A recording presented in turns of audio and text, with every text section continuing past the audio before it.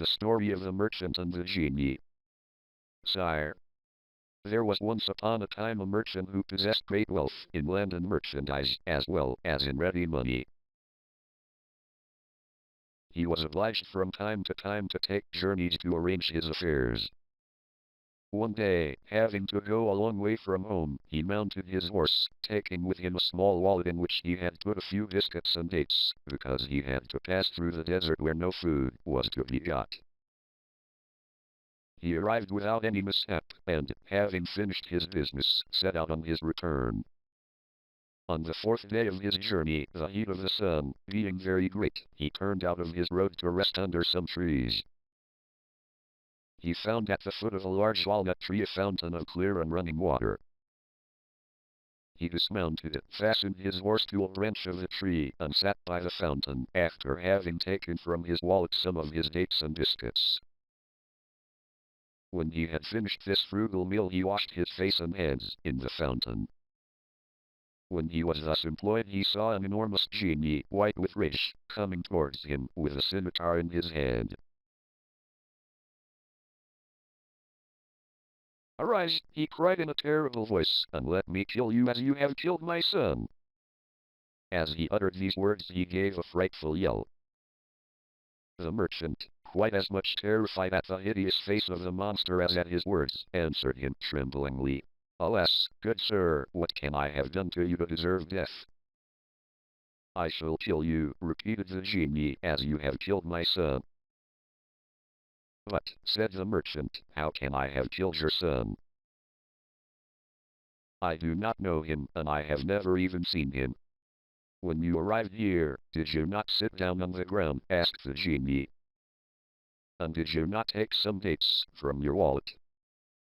And eating them, did not you throw the stones about?" "Yes," said the merchant, "I certainly did so." "Then," said the genie, "I tell you, you have killed my son. For while you were throwing about the stones, my son passed by, and one of them struck him in the eye and killed him. So I shall kill you." "Ah, sir, forgive me," cried the merchant. "I will have no mercy on you," answered the genie. "But I killed your son quite unintentionally, so I implore you to spare my life." "No," said the genie, "I shall kill you as you killed my son." And so saying, he seized the merchant by the arm, threw him on the ground, and lifted his saber to cut off his head.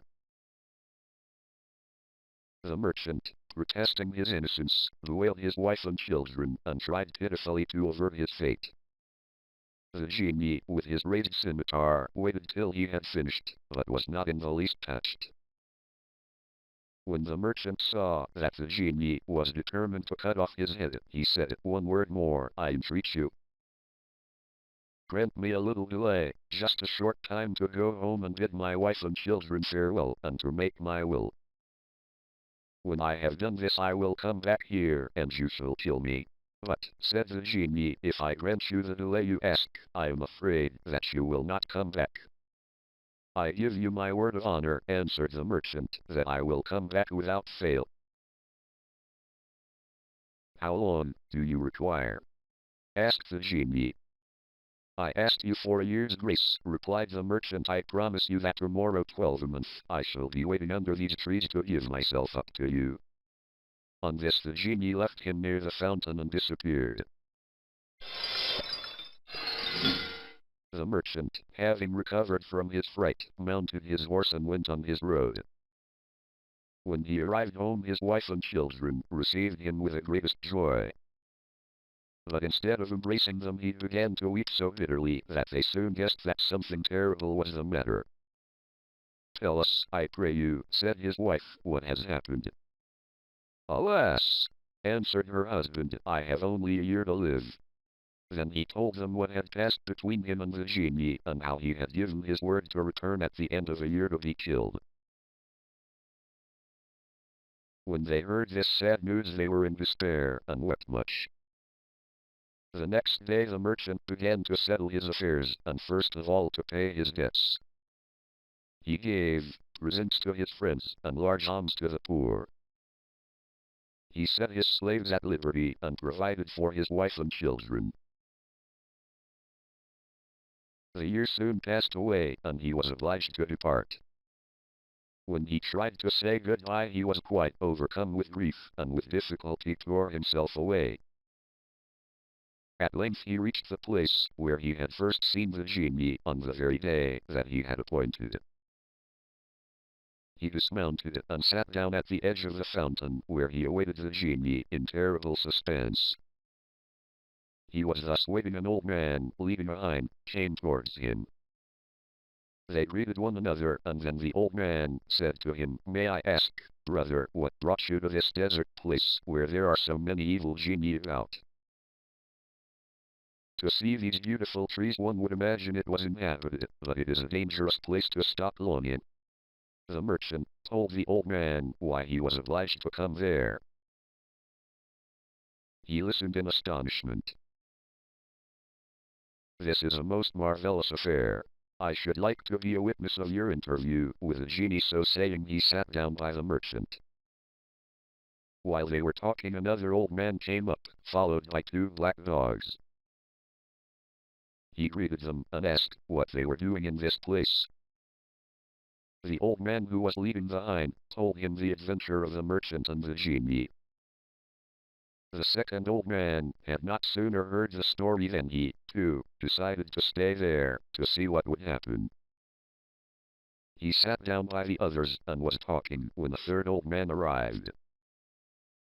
He asked why the merchant who was with him looked so sad. They told him the story, and he also resolved to see what would pass between the genie and the merchant, so waited with the rest. They soon saw in the distance a thick smoke, like a cloud of dust. This smoke came nearer and nearer, and then, all at once, it vanished, and they saw the genie, who, without speaking to them, approached the merchant, sword in hand, and, taking him by the arm, said, "Get up and let me kill you as you killed my son." The merchant and the three old men began to weep and groan.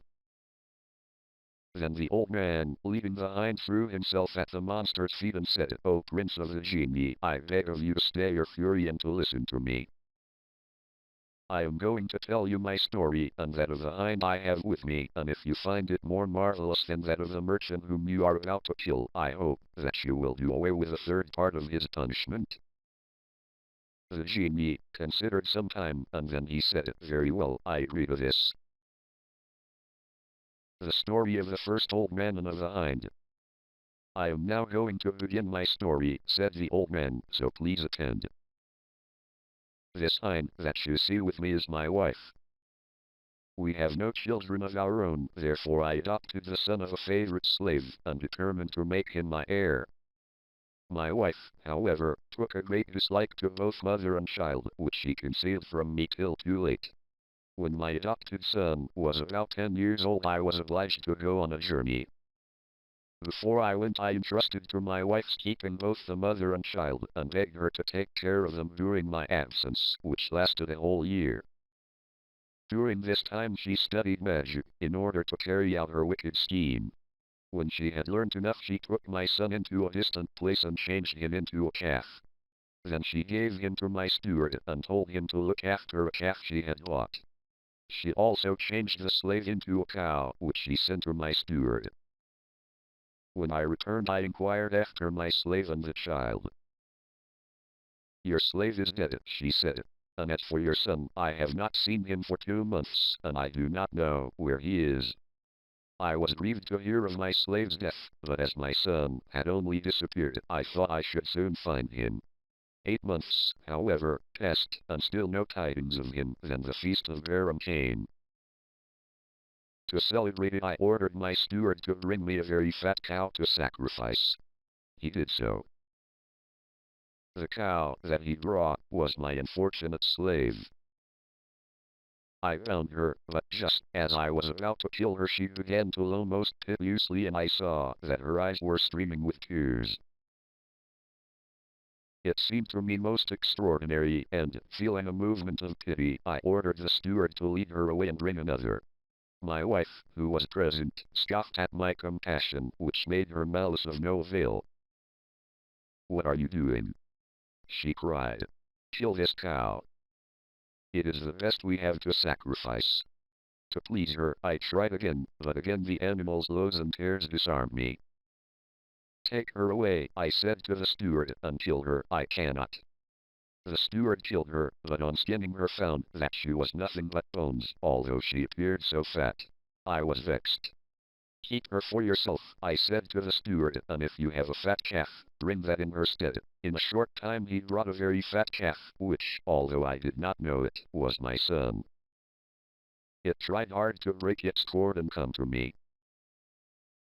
It threw itself at my feet, with its head on the ground, as if it wished to excite my pity and to beg me not to take away its life. I was even more surprised and touched at this action than I had been at the tears of the cow. Go, I said to the steward, take back this calf, take great care of it, and bring me another in its place instantly. As soon as my wife heard me speak this, she at once cried out, What are you doing, husband? Do not sacrifice any calf but this. Wife, I answered, I will not sacrifice this calf, and in spite of all her remonstrances, I remained firm. I had another calf killed, this one was led away. The next day the steward asked to speak to me in private. I have come, he said, to tell you some news, which I think you will like to hear. I have a daughter who knows magic.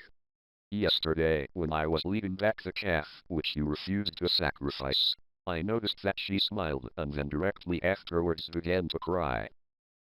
I asked her why she did so. Father, she answered, this calf is the son of our master. I smile with joy at seeing him still alive. And I weep to think of his mother, who was sacrificed yesterday as a cow. These changes have been wrought by our master's wife, who hated the mother and son. At these words, O Genie, continued the old man, I leave you to imagine my astonishment. I went immediately with a steward to speak with his daughter myself. First of all I went to the stable to see my son, and he replied in his dumb way to all my caresses. When the steward's daughter came I asked her if she could change my son back to his proper shape. Yes, I can, she replied, on two conditions. One is that you will give him to me for a husband, and the other is that you will let me punish the woman who changed him into a calf. To the first condition, I answered, I agree with all my heart, and I will give you an ample dowry. To the second I also agree, I only beg you to spare her life. That I will do, she replied, I will treat her as she treated your son. Then she took a vessel of water and pronounced over it some words I did not understand. Then, on throwing the water over him, he became immediately a young man once more. My son, my dear son, I exclaimed, kissing him in a transport of joy. This kind maiden has rescued you from a terrible enchantment. And I am sure that out of gratitude you will marry her. He consented joyfully, but before they were married, the young girl changed my wife into a hind.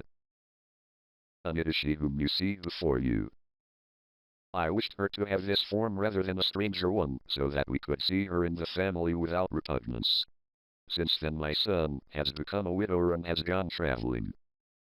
I am now going in search of him, and not wishing to confide my wife to the care of other people, I am taking her with me. Is this not a most marvelous tale? It is indeed, said the genie. And because of it I grant to you the third part of the punishment of this merchant. When the first old man had finished his story, the second, who was leading the two black dogs, said to the genie, I am going to tell you what happened to me. And I am sure that you will find my story even more astonishing than the one to which you have just been listening. But when I have related it, will you grant me also the third part of the merchant's punishment? Yes, replied the genie, provided that your story surpasses that of the hind. With this agreement the second old man began in this way. The story of the second old man and of the two black dogs. Great prince of the genie, you must know that we are three brothers. These two black dogs and myself. Our father died, leaving us each 1,000 sequins. With this sum we all three took up the same profession and became merchants. A short time after we had opened our shops, my eldest brother, one of these two dogs, resolved to travel in foreign countries for the sake of merchandise. With this intention he sold all he had and bought merchandise suitable to the voyages he was about to make. He set out and was away a whole year. At the end of this time a beggar came to my shop. "Good day," I said. "Good day," he answered. "Is it possible that you do not recognize me?" Then I looked at him closely and saw he was my brother. I made him come into my house and asked him how he had fared in his enterprise. "Do not question me," he replied. "See me, you see all I have. It would but renew my trouble to tell of all the misfortunes that have befallen me in a year and have brought me to this state." I shut up my shop, paid him every attention, taking him to the bath, giving him my most beautiful robes. I examined my accounts and found that I had doubled my capital. That is, that I now possessed 2,000 sequins. I gave my brother half, saying, "Now, brother, you can forget your losses." He accepted them with joy, and we lived together as we had before. Some time afterwards my second brother wished also to sell his business and travel. My eldest brother and I did all we could to dissuade him, but it was of no use. He joined a caravan and set out. He came back at the end of a year in the same state as his elder brother. I took care of him, and as I had 1,000 sequins to spare, I gave them to him, and he reopened his shop. One day, my two brothers came to me to propose that we should make a journey and trade. At first I refused to go. "You traveled," I said, "and what did you gain?" But they came to me repeatedly, and after having held out for 5 years I at last gave way. But when they had made their preparation and they began to buy the merchandise we needed, they found they had spent every piece of the 1,000 sequins I had given them. I did not reproach them. I divided my 6,000 sequins with them, giving 1,000 to each, and keeping one for myself, and the other 3 I buried in a corner of my house. We bought merchandise, loaded a vessel with it, and set forth with a favorable wind. After 2 months sailing we arrived at a seaport, where we disembarked and did a great trade. Then we bought the merchandise of the country and were just going to sail once more, when I was stopped on the shore by a beautiful, though poorly dressed woman. She came up to me, kissed my hand, and implored me to marry her and take her on board. At first I refused it, but she begged so hard and promised to be such a good wife to me that at last I consented. I got her some beautiful dresses, and after having married her, we embarked and set sail. During the voyage, I discovered so many good qualities in my wife that I began to love her more and more. But my brothers began to be jealous of my prosperity and set to work to plot against my life. One night when we were sleeping they threw my wife and myself into the sea. My wife, however, was a fairy, and so she did not let me drown, but transported me to an island. When the day dawned, she said to me, "When I saw you on the seashore I took a great fancy to you, and wished to try your good nature, so I presented myself in the disguise you saw. Now I have rewarded you by saving your life. But I am very angry with your brothers, and I shall not rest till I have taken their lives." I thanked the fairy for all that she had done for me, but I begged her not to kill my brothers. I appeased her wrath, and in a moment she transported me from the island where we were to the roof of my house, and she disappeared a moment afterwards.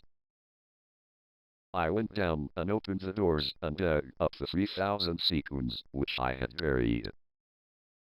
I went to the place where my shop was, opened it, and received from my fellow merchants congratulations on my return. When I went home, I saw 2 black dogs who came to meet me with sorrowful faces. I was much astonished, but the fairy who reappeared said to me, Do not be surprised to see these dogs. They are your two brothers. I have condemned them to remain for 10 years in these shapes. Then having told me where I could hear news of her, she vanished. The 10 years are nearly past, and I am on the road to find her. As in passing I met this merchant and the old man with a hind. I stayed with him. This is my history, O Prince of Genie. Do you not think it is a most marvelous one? Yes, indeed, replied the genie. And I will give up to you the third of the merchant's punishment.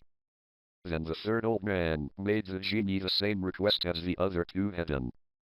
And the genie promised him the last third of the merchant's punishment if his story surpassed both the others. So he told his story to the genie, but I cannot tell you what it was, as I do not know. But I do know that it was even more marvelous than either of the others. So that the genie was astonished, and said to the third old man, I will give up to you the third part of the merchant's punishment. He ought to thank all three of you for having interested yourselves in his favor. But for you, he would be here no longer. So saying, he disappeared, to the great joy of the company. The merchant did not fail to thank his friends, and then each went on his way. The merchant returned to his wife and children, and passed the rest of his days happily with them. Thus ends the tale of the merchant and the genie.